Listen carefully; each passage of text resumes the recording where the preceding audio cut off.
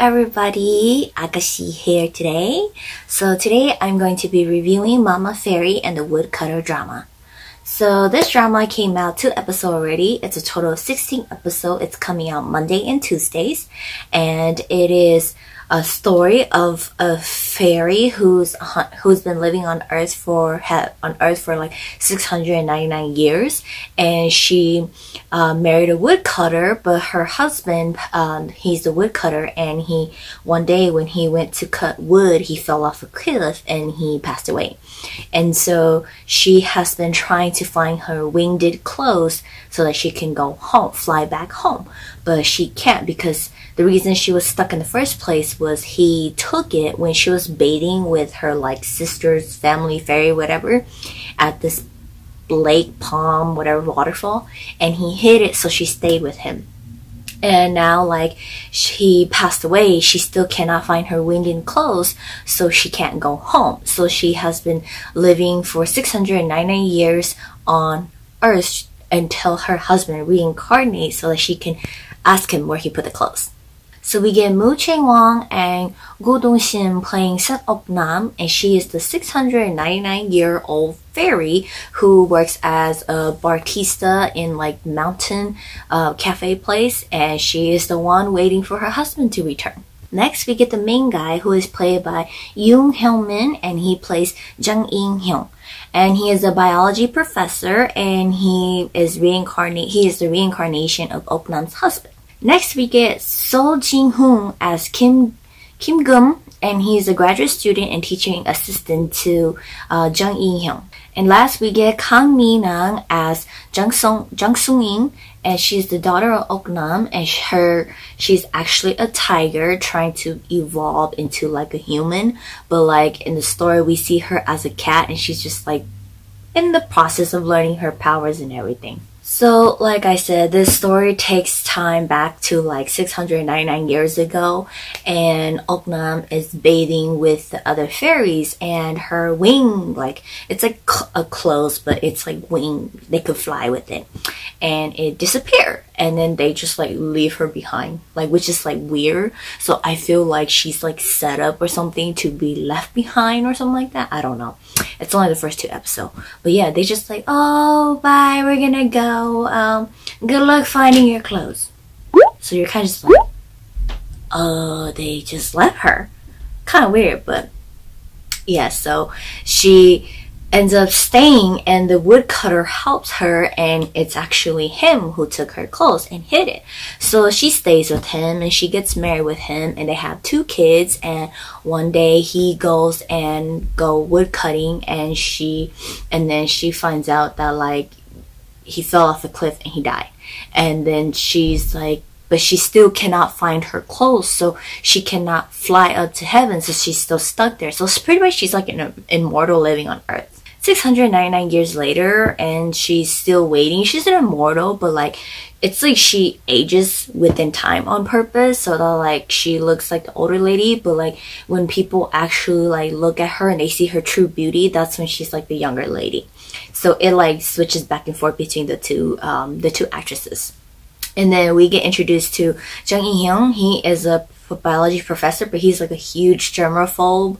Like he's just germaphobe about everything, and we figure out he has like insomnia. He has a tough time sleeping, so the professor that is like a psychiatrist or something like that, she prescribes him like sleeping medication so that he would sleep, but like it doesn't work for him. And he sometimes gets dreams that are good, and sometimes he gets dreams that are bad, but like it's more like he's dreaming about his past, because we obviously know he is the reincarnation of Op-nam's husband, which is weird. Like in the storyline, it says that like she doesn't know which one's her husband. Obviously she doesn't know, but we obviously know that it's In-hyung. He is the husband. He is the reincarnation of her husband. So like how In-hyung and Op-nam ends up meeting again is In-hyung is going to Choksu with his teaching assistant, Kim Gum, yeah, and they go, and it's up to like the mountains, and then they stop at this cafe place, and that's where Op-nam lives. And then like they had coffee and then they leave and they get like lost and they kept making circles, and then they get out of the car and they walk this path, and then they end up seeing Oknam taking a bath, but they see the old lady, and then when she when they stare, it turns into the younger lady, which is played by Moon Chae-won, and so they're like, what? And so they're like, they see her, and then they make noise, and she heard, and she jumps up and she's like, neck slice them, and then she like neck sliced them, and then so like they're just like, they woke up and they're back in their car, so they're like confused and everything. And then so Kim Gum is like, she's a nine-tailed fox, you know, all these things like that. And because they find it weird because the two men see her change back and forth between the old lady and the young lady. But after the whole like chokso thingy finished, like In Hyung and Kim Gum, they come back to Seoul, and then that's when Oknam said she figures out that her husband is within them, so she has to come and find her husband because she needs her clothes so she can return back to her fairy world or whatever. And so her and her daughter ends up coming to Seoul, and then they end up working at this little like cafe booth where it's also on the campus where In Hyung teaches, and so they meet all over again. So that's basically like the first 2 episodes of it. And when it came out, like I was like reading about it, like the synopsis and everything, and I'm not sure, okay, I'm not 100% sure about this, but it says that like it's like this fantasy, based off of a fantasy webtoon or something like that. But to me, like growing up, I actually was introduced to like 2 different Chinese movies that like my parents watched when they were young, and I was only a child for a while, so I like watched these type of movies. Like one of them is like, one of the Chinese movie is called The Peacock Princess. I'm pretty sure a lot of you guys know what I'm talking about, and it's similar to her wing clothes that she can, like she wears it and then she can fly with it. And so like she's from this other kingdom, she's the 7th princess, 7th daughter of this other kingdom, and her sister, they fly to where their princess kingdom is, and then they bathe there every 7 days. They come and then they return back home and they come back, so it's like once a week they come. And the prince sees the 7th girl, the 7th princess, and he falls in love with her, and he steals her wing clothes so that she cannot return home, so that he marries her. But you know, a disaster happens, they drift apart, and then they come back again. That's the princess, the Peacock Princess. And then there's like this other one I do not know the title of, but I do remember she's like a lotus princess. She lives in like the lotus. She was born from a lotus, and she's the 9th princess, or like the 9th sister. And this one, the main guy, is a woodcutter. He's a very poor woodcutter, and his mom is blind, and she always helps him, and then she ends up marrying him, and things happens, and you know, all this stuff like that. So I feel like this one, Mama Fairy and the Woodcutter, is like a combination of those 2. So if you guys have seen these old Chinese movie that I'm talking about, you guys probably know what I'm talking about. This is like the Korean version of it. And these 2 Chinese movies are extremely old. Like, I'm not as old at this movie. They're like 1980 something. I'm not old, like I'm not that old. It's my parents. They introduced it to me when I was young, and it's so old that I have the VHS. That's how old it is. Oh my god.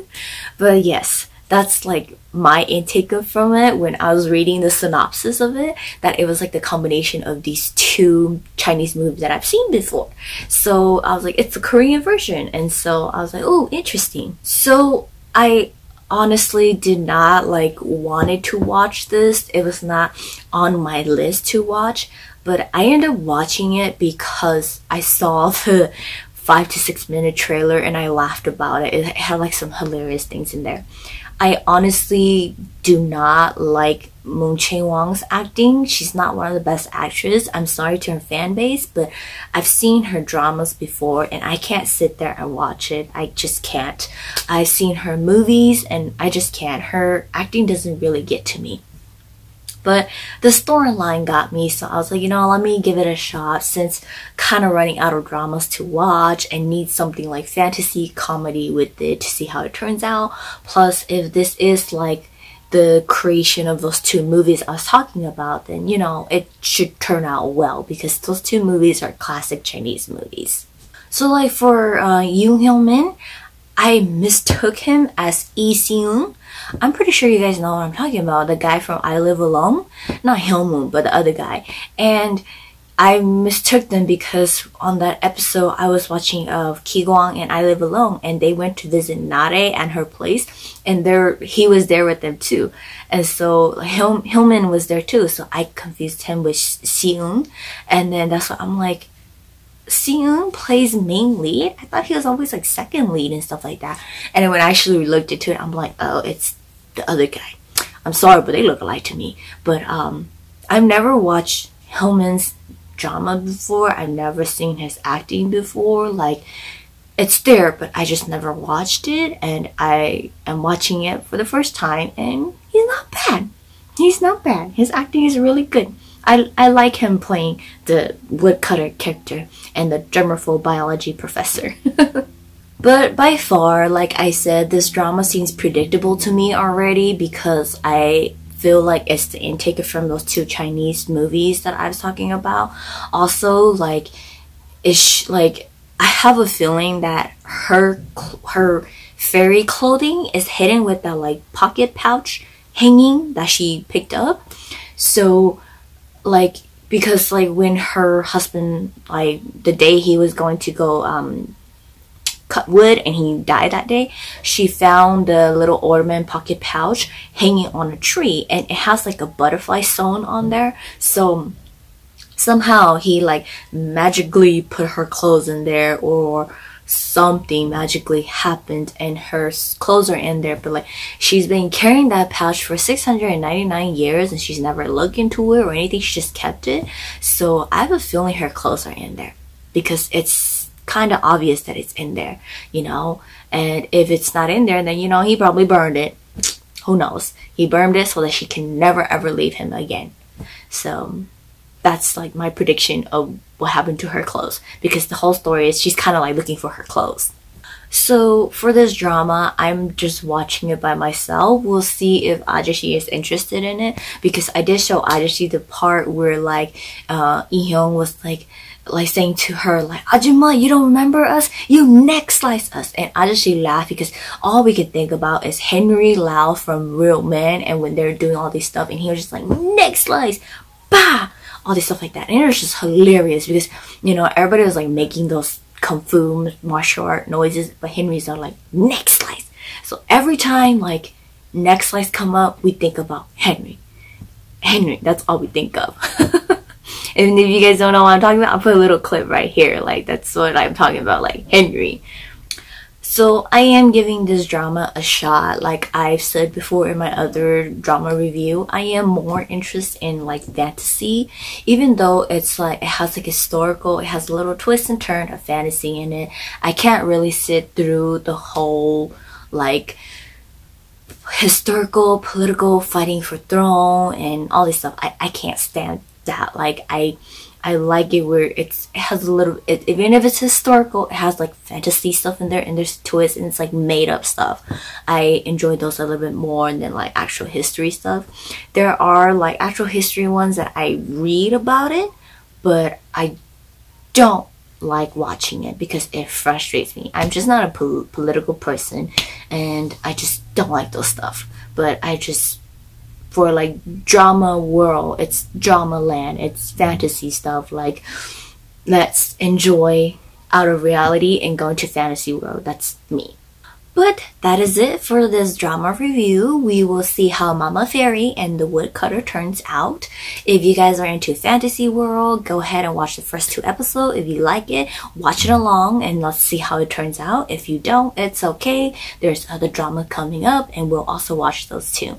And I'm going to give this drama a shot to see how it turns out, and I will let you guys know later on in my reviews to see if how good is this drama for me. And I will see you guys in the next drama review.